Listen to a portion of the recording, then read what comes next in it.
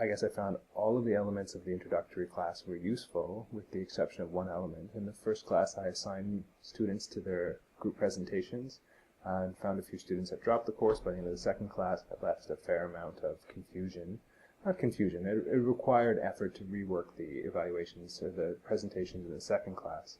So I've decided this year not to make that a piece of the first class, but something I'll pick up later on in the term once the cohort of students has stabilized.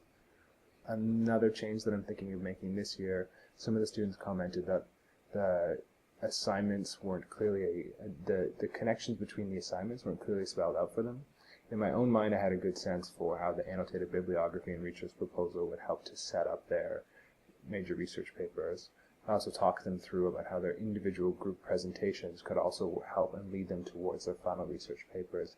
But I think some of the students would have appreciated more explicit written directions about those connections.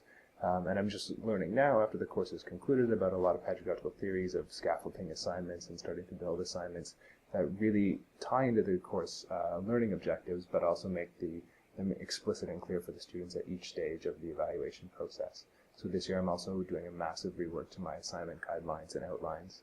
I think a little more guidance would be helpful for them and would help to fill a gap that they identified.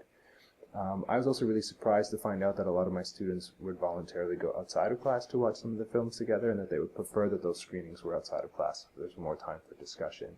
So I'm taking that into the redesign of the course. There was a fair amount of email support as part of this course, as students were confused. I've had a very open email policy and got back to them usually within 24 hours with any question that they had. So that's something they commented in the evaluations, that they really appreciated that support, but I would like to find a way to work a little more preemptively to make sure that they have all the resources and the support they need, and they don't have to rely on a last-minute email to me to get the information that they're looking for.